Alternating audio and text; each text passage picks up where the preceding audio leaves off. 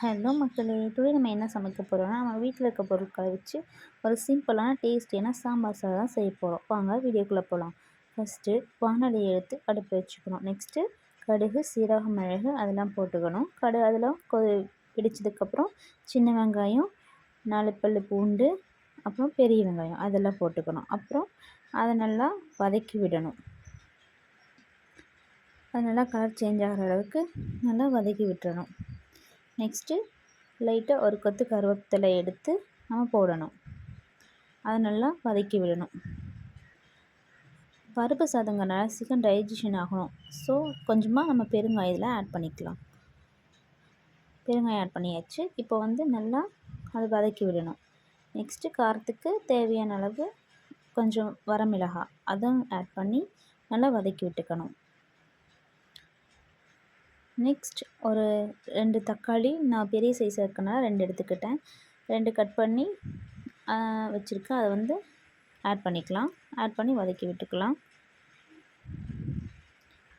நல்லா வதக்கி விட்டுக்கணும். நெக்ஸ்ட்டு இதுலேயே நான் சாம்பார் சாதத்துக்கு நிறைய காய்கறியெல்லாம் போட்டுக்கலாம். என்கிட்ட அவ்வளோக்கு காய்கறி இல்லை. வீட்டில் இருந்த காய்கறி வச்சு நான் செஞ்சுருக்கேன். பொட்டேட்டோவும் முள்ளங்கியும் தான் இருக்குது. அதை வச்சு நான் செஞ்சுருக்கேன். ஸோ அதை நான் கட் பண்ணி வச்சுட்ட முன்னாடியே அதை ஆட் பண்ணிக்கலாம். இப்போது ஆட் பண்ணி நல்லா வதக்கி விட்டுக்கலாம்.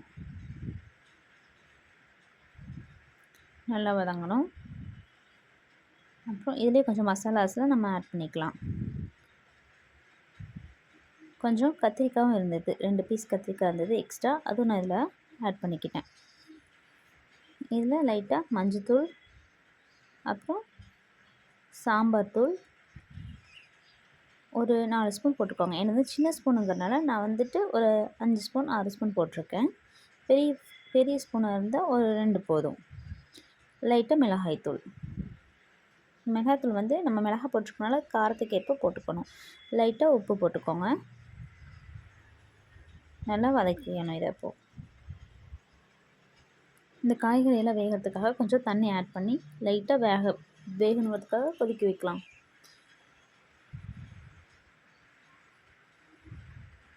நல்லா வதக்கி விட்டுட்டு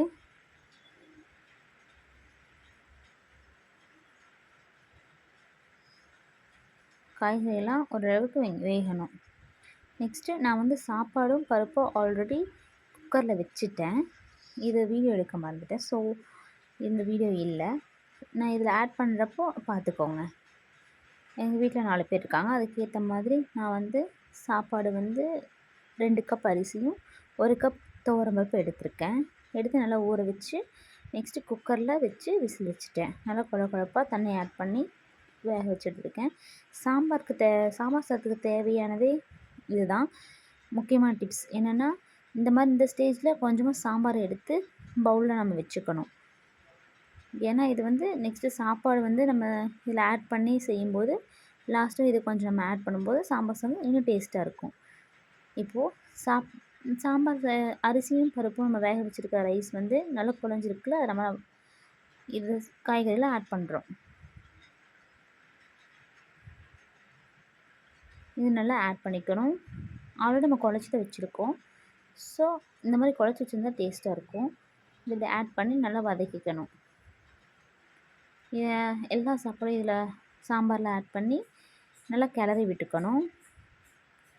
நம்ம அடுப்பை சிம்லே வச்சு செய்யணும். ஏன்னா இல்லைனா கீழே அடி பிடிச்சிக்கும் சாப்பாடு.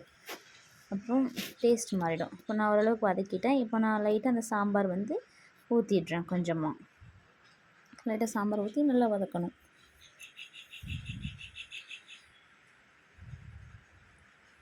நல்லா வதக்கிட்டு நெக்ஸ்ட்டு புளி தண்ணி நமக்கு தேவையான அளவு எடுத்துக்கணும். நம்ம எவ்வளோ சாப்பாடு செய்கிறோமோ அதுக்கேற்ற அளவு மெஷர்மெண்ட் பண்ணி எடுத்துக்கணும். நெக்ஸ்ட்டு ஒரு கொத்து கருவேப்பிலை, ஒரு கொத்து கொத்தமல்லி லைட்டாக தூவி விட்டு நம்ம இறக்கிக்கணும். நல்லா கிளறி விட்டு அதுக்கப்புறம் இறக்கிக்கணும். குக்கர்லேயே நம்ம செஞ்சிடலாம். பட் குக்கர்லேயே காய்கறியெல்லாம் போட்டு அப்படியே வச்சோம்னா காய்கறியெல்லாம் ரொம்ப வெந்துடும், மசிஞ்சிரும். ஸோ காய்கறியெல்லாம் தனியாக எடுத்து சாப்பிட்ற மாதிரி இருக்காது. அதனால் நம்ம இப்படி செஞ்சால் டேஸ்ட்டாக இருக்கும். நீங்களும் ஒரு டைம் இந்த மாதிரி செஞ்சு பாருங்கள். பிடிச்சிருந்தால் லைக் பண்ணுங்கள், ஷேர் பண்ணுங்கள், கமெண்ட் பண்ணுங்கள். மறக்காமல் ஃபாலோ பண்ணிடுங்க. தேங்க்யூ.